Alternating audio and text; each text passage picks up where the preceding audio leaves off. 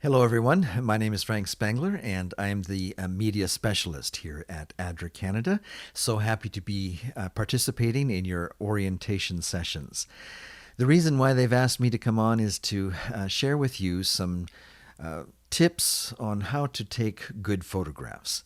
And what we're going to do is kind of break this up into two sessions. I know that our time slots are supposed to be very short, and yet there's many things that I would like to share with you. So what I'm going to do is, in this presentation, I'm going to just kind of give you the brief highlights on how to take good photographs, and then give you a link that you can go to at a later time at your convenience, sometime after the orientation session is over, and be able to either download or watch another presentation that will give you a lot more in-depth details on how to take good photographs, either for your own edification or you may want to share it with new staff that you hire for the project over the next several months. And so let's get started with this crash course, and then at your leisure, you can take a look at the more detailed presentation on how to take good photographs. The first question that people might ask is why? Why do I need to learn how to take good photographs? The Government of Canada is funding this project, and basically all they really need is some technical photographs, some technical reports. Why do I need to learn how to take good photographs? Well, the answer to that is that at ADRA Canada, most of the projects that we enter into, either with the Government of Canada or with other partners, we are required as an office to come up with co-funding. What that means is that we are required to go to our donor base, our constituents, and raise a certain percentage of the cost of the project. And so if the Government of Canada funds us for a $15 million project, what that means is that at the office here in Canada for ADRA, we need to also go out and go to our donor base and raise millions of dollars as well to meet our co-funding requirements. Now, the only way that we can really do that effectively is to provide our donors, our supporters, with compelling stories from the field. And so we are in a situation right now because of travel restrictions.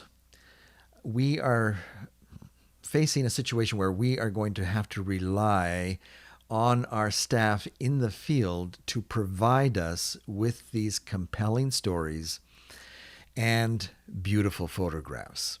One of the things that's important in story gathering is to provide beautiful, compelling photographs. This is what catches the interest of the reader. This may be the reason why they read the story. If they see a beautiful photograph, it captures their attention. They want to know, what's behind that photograph? What's the story behind that photograph? And so we want to be sure and take a little time today and give you a few tips on how to take good, compelling photographs. Now, before we actually go right into the tips for good photography, we may want to just take a moment, step back, and ask, how do we go about getting a good story? What is ADRA Canada looking for in a good story? Well, number one, we're going to provide you with a storytelling guide, a storytelling kit that will give you lots of tips on the types of questions you can ask in an interview that will give you the type of story that we're looking for. Now, something you should know is that we're not really looking for a polished story. You don't have to be fluent in English even. You don't have to be an English major to provide us with the types of stories that we're looking for.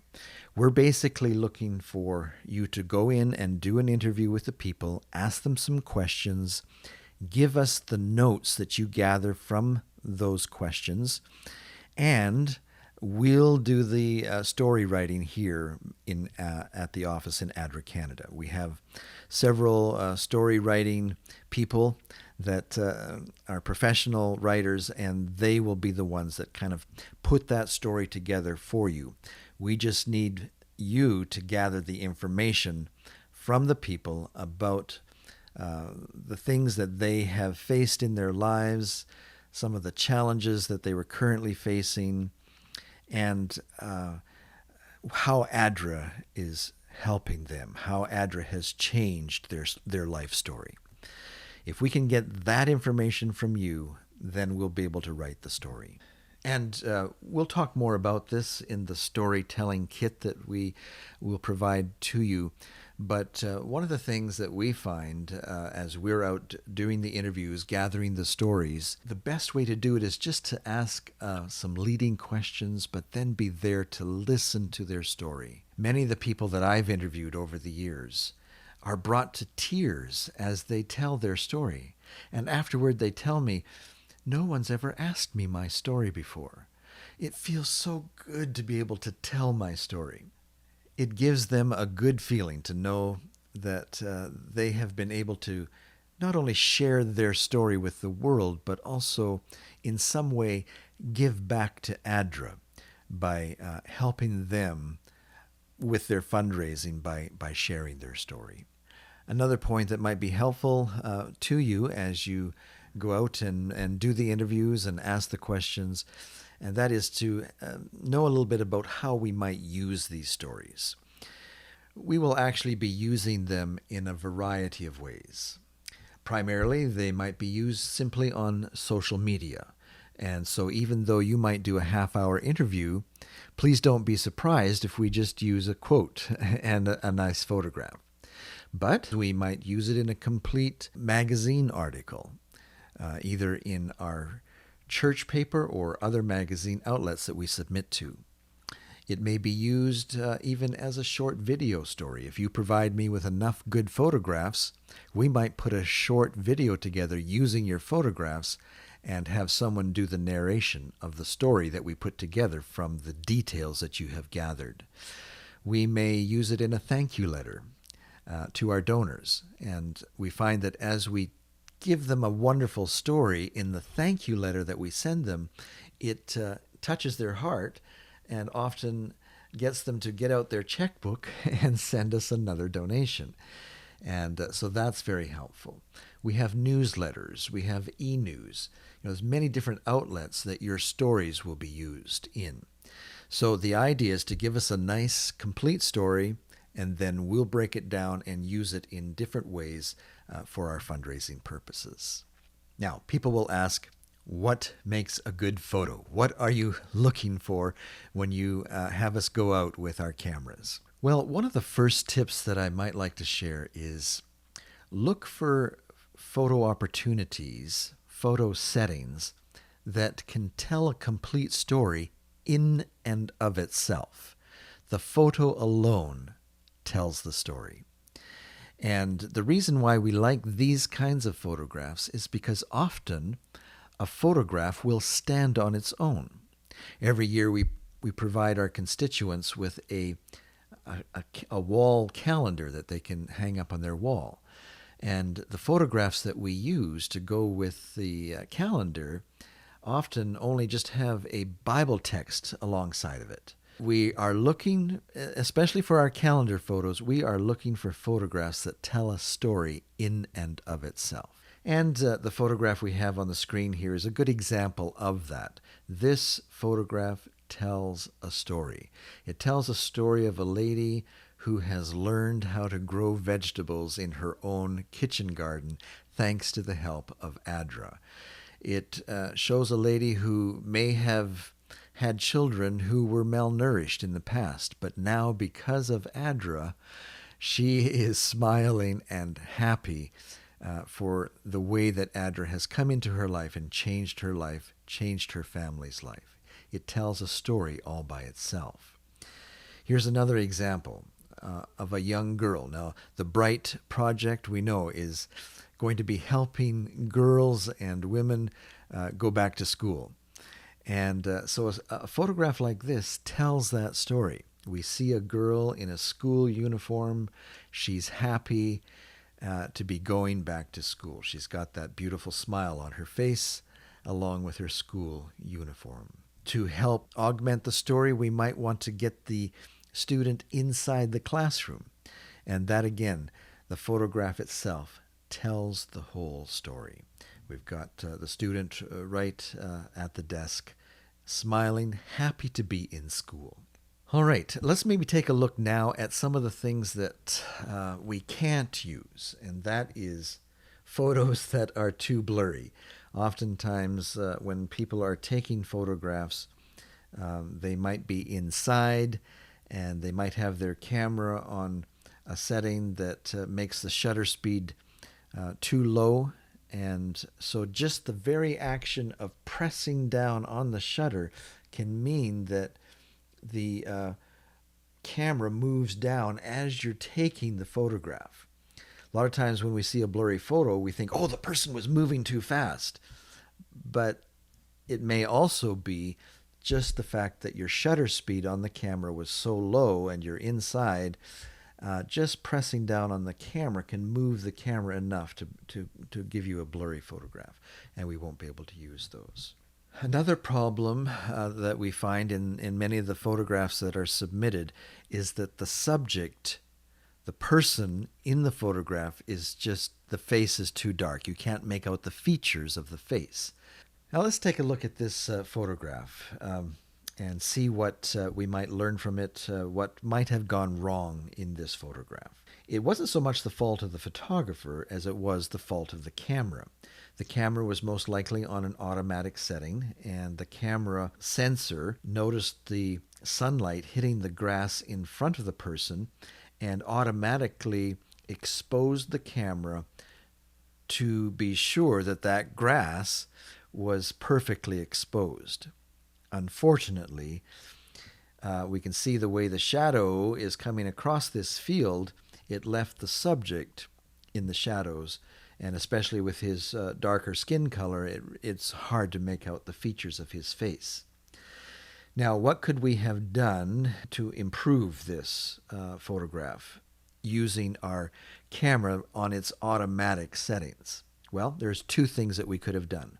We could have brought the subject out into the lit area so that he is sitting in the area that the sun is hitting, or we could have moved closer to the subject so that the camera was exposing for the darker area of the photograph. And then the sensor of the camera, as it was exposing for the darker area, would have made the subject more correctly exposed. Here's an example of moving the subject out a little bit into the sunlight. Even still, because of the time of day, the sun is hitting more the top of the head and leaving the face in darker shadows. And we'll talk more about that in our next presentation. So if you can, please take a look at that as well. What might have helped in this situation is to have an assistant with you carrying what we call a reflector. You can pick them up at any photographic supply shop, and you can bounce the sunlight off the reflector and into the face of the subject. So in the case of this shot, if you had your assistant standing off to your left, catching some sunlight with the reflector and filling in the face. You might also want to try, in a situation like this, is turning the flash of your camera on, and that will also give you a little bit of fill light. Another good tip that I would like to share with you is that when you're taking photographs, have your photographs make eye contact. And what we mean by that is that we want you to have your camera actually come down to the eye level of your subject. One of the mistakes that novice photographers make, especially when filming or photographing children, is that they will stand way above them and shoot down to get the face of the child. And sometimes the child will look up, but it looks a little strained to have their faces always looking up. And so to make a more compelling shot, it's better if you can kind of kneel down a little bit so that your camera is eye level with your subject. This is also especially important as we go into the Bright project because we will be photographing a lot of children sitting at their desks. And what a lot of people do, we get photographs into our office where the person is standing and shooting down at the desk. And again, it doesn't give you a very compelling photograph. So just take a little extra effort, bend your knees a little bit, get that camera down to the eye level of the student at their desk, and you'll find that your photographs are a lot better. Now, as nice as it is to have that beautiful eye contact where the student is looking directly into the lens of the camera and therefore also directly into the eyes of the donor, we want a lot of shots like that. But we also want you to take shots of the student at their desk doing their work so that we get an idea of the activities that they're doing in the classroom. We want to be able to show the activity of the projects.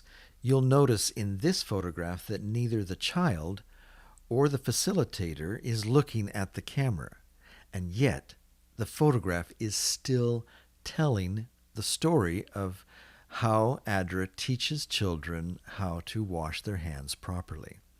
And it tells it, I think, in a little better way than if both the child and the facilitator were looking at the camera. So try for both. Try and remember to get both. Looking at the camera and, by extension, the donor, but also showing activity. We are also trying to capture emotion. So while we would want many mother-child shots where both the mother and the child are looking at the camera, we would also like to have photographs where the mother is looking at the child. And that way you can almost sense how much the mother loves the child. And it stimulates that sense of emotion.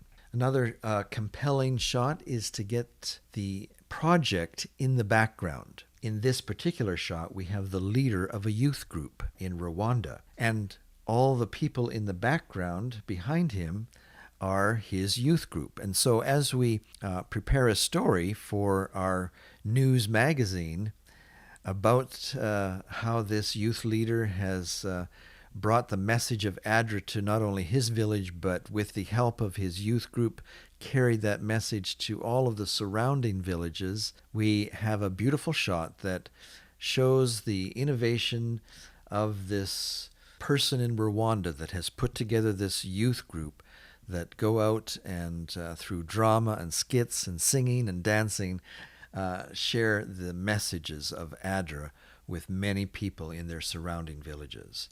And here we have him standing proudly with all of his youth group in the background. And it kind of, in itself, in one photograph, tells the story or illustrates the story of this youth group. All right, let's now talk about spacing. We want to be able to have some photographs where there's empty space alongside the subject. And the reason we want that is because there will be many cases where we want to add a message to the shot, and we never want to have messages going over top of a person, especially their face. And so if all of your photographs have the people centered and filling the frame of the shot, then we'll never be able to use those photographs to include a message that goes with the shot. And remember, as you're taking photographs, to not only take the shot horizontally, but we also need shots where you turn the camera vertically as well. And we'll talk more about the appropriateness of that in our follow-up presentation. But just know for now that we like that variety, some horizontal, some vertical. And so it's important when you're out there getting shots to take a good variety. Something I would like to point out at this point is that because of our child protection laws and the commitments that we've made to our donors and our partners about respecting the rights and privacy of our subjects, we are now requiring model releases for all of the people that we take in a very specific way, like these shots here. Especially if it's just, one or two, three people, children in the shot, we need model releases for that. I use a program called Easy Release on my phone. It's, I think, only about $10, and I'd recommend that every office download that and learn how to use it. You can add the ADRA logo to it. You can give some very specific details about the actual shoot, the day of the shoot, and it ends up sending us a beautiful PDF file with the person's photograph, and that way it's never questioned whether or not you got an appropriate model release or not. And so I encourage every office to download that app. It's called Easy Release. And that way it will coordinate with the model releases that we're doing when we are out in the field. We'll get the same type of results. And it's so convenient to have it there, an app on your phone. You can take all the details of the person. The person can just use their finger to sign off on the model release, and it is very convenient and supplies us with the documentation that we need to show to our partners and the Government of Canada that we are fulfilling that obligation. A lot of times we'll send a story to the government for approval, and they'll say, "Oh, we really like that story. Please, if you wouldn't mind sharing it, and also be sure to give us the model releases." And so there's no fudging on this anymore. We need to have those model releases for the photographs that you take. Now, if you're in a public gathering, let's say you're doing a training session for all of the women in the village, well, in that situation, it's not necessary to go around and get the model releases for everyone that attends the session. It's a public setting, and in that case, it's not necessary to get the model releases. But if you're going to someone's home and you're photographing the wife, the husband, all of the children in that family, then it's important to get the model release. And I guess where I was going with that is that once you've taken the time and effort to capture that model release, then why not spend some extra time with that family, with each child in the family? Get them in different settings, get them in different poses, and really take advantage of the fact that you have spent all the time to get the model release. Follow that up with spending some real good quality time with the models and get some really a nice variety of shots in different backgrounds, different settings, different lighting scenarios, and some where they're leaving space like this. Now, in addition to that app that I was telling you about for your phone, the Easy Model Release, we're going to provide you with 2 documents in the storytelling kit that you'll download. There'll be 2 documents there that also have the model release forms that people can sign. So if you find it easier or more convenient, you can use that. But also, it gives you an opportunity to photocopy a number of these and give them to the principal at the school that you're working with. And they can send that home to all of the parents, because for every child that you photograph, you can't just get the child's signature. If the child is, I believe, 18 or not 18 yet, 17 and under, you also need the permission from the parents. And one of the forms that we will send you is for that purpose, where you get the actual consent of the parent for the child. And so if you can copy those, give them to the principal at the schools in which you're working, they can send them home and get the parents to sign them. You may actually want to take the document that we send you and translate it into the local language of the villages where you're working, so that those parents who can read will be able to know what they're signing. You know, one of the things that we do at ADRA is warn people not to sign documents without knowing what's in the document. So it seems a little odd that now ADRA sends home a document that they should sign if they don't, and they don't know what it says. So I think it's important to translate the documents so that parents will be able to have the opportunity to try and understand what it is they're signing. Now, in some cases, the agreement or arrangement that the parents have made with the school or the principal allows them to be the proxy and can be the person that signs off permission for the photographs. But that may vary from country to country, from community to community, and situation to situation. And so always do your best to get the parents to give the consent form if possible. All right, well, just a few more tips in closing. One is we'd like to encourage you to get a good variety of shots that not only have pictures of the people in the story, but also photographs of their setting. We want to know their daily life activities. It could be that if the coronavirus continues and travel restrictions remain very strict, that I will not be able to come to the field and gather the materials I need to make the videos that we send out to our constituents. And so it may very well be that I'm going to have to make videos from your still photographs. And in order to do that, I need a wide variety of shots. And for that purpose, we like them to be horizontal rather than vertical. So be sure and get a good number of horizontal shots that, first of all, give a wide shot. I want to be able to give what we call an establishing shot. So a wide shot of the village, a wide shot of the school, a wide shot of the classroom. And then you can move in closer, get what we call medium shots, and then go for those close-up shots of the students and the activities. And like I say, daily activities. So even though the story might be of the family, the child going to school, it might be very helpful to take photographs of the parents' occupation. If they're farmers, maybe get some shots of them out working in their fields. And that way, as we try and illustrate or narrate a video slideshow, we've got lots of different types of shots to illustrate the story that they have shared with you.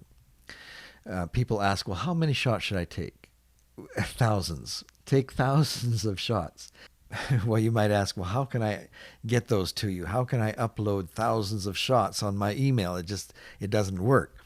Well, we will provide you with a link that you can upload as many shots as you want. You don't have to worry about any email size restrictions. You can just, once you have this link, it'll open up a box where you can actually just drag and drop.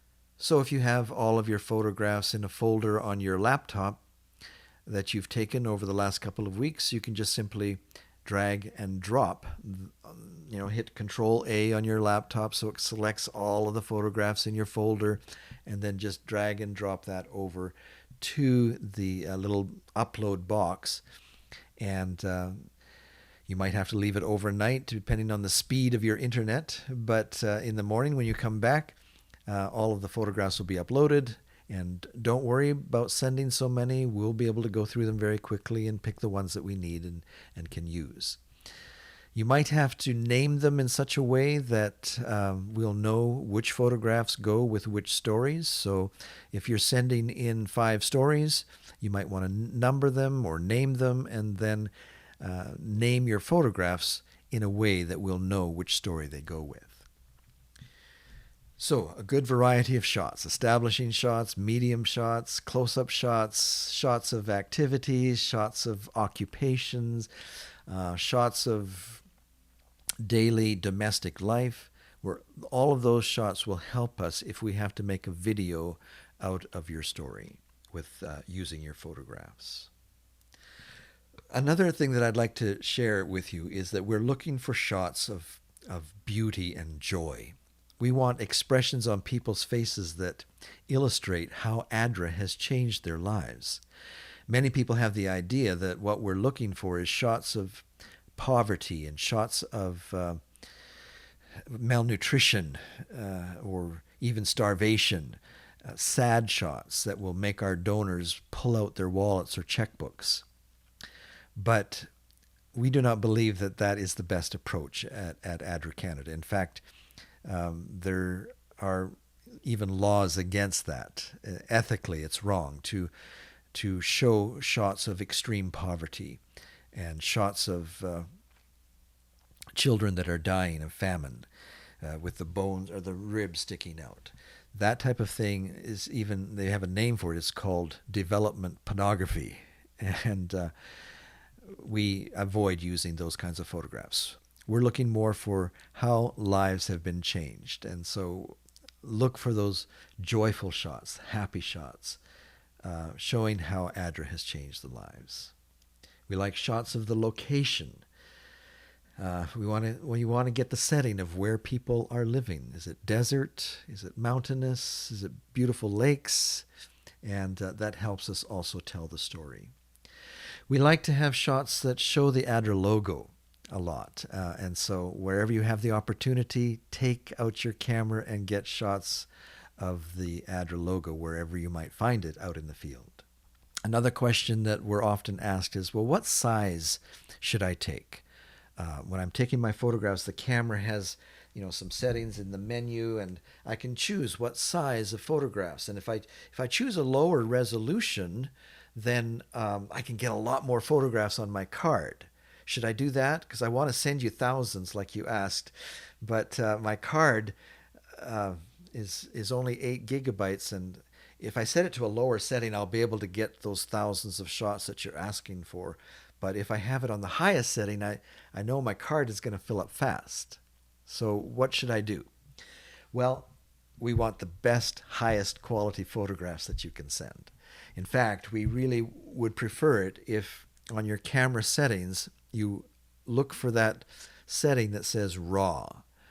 Because if you send us RAW photographs, we'll be able to work with those in Photoshop a lot better and bring out the colors better. We'll be able to bring out the shadows in people's faces. We can bring that out if it's a RAW image.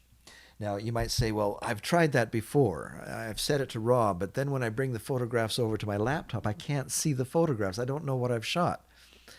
In that case, if your laptop isn't reading the RAW file, what you can do, often most cameras have a setting where you can put it to RAW plus JPEG.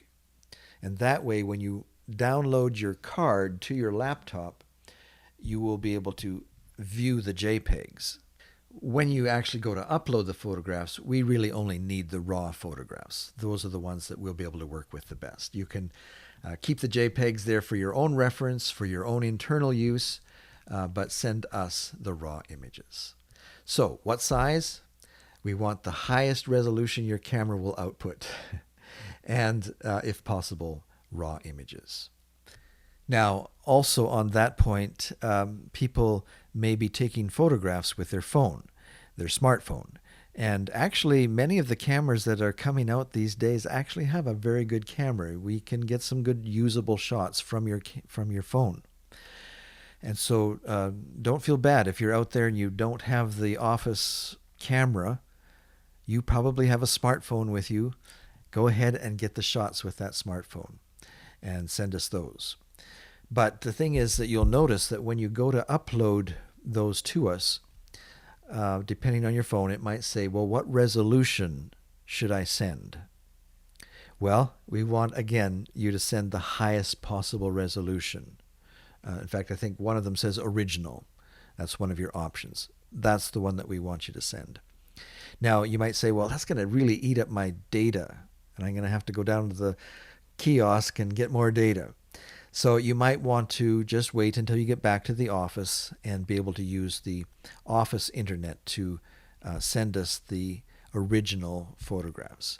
The reason why we need the originals is because if we want to use that in a print format, like say we want to use it for our news magazines, or even for video, I need a high resolution shot in order to use it in a video. And so in closing, I just want to say thank you for taking the time to watch this presentation and help you get a better idea of some of the types of photographs that we're looking for, as well as the stories that we are hoping that you'll be able to get. Remember, we're going to be providing you with a link that will enable you to download a storytelling kit. And inside that will be documents that will help you know what types of questions to ask, for example, when you're doing your interviews.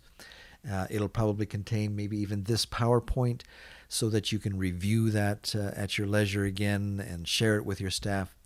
And the other link that we'll be sending you, remember, is the link for the second presentation on how to take good photographs, where we will go into more detail on how to compose your shot, how to get good lighting for your shot, many wonderful tips in that second presentation that you can review at your leisure.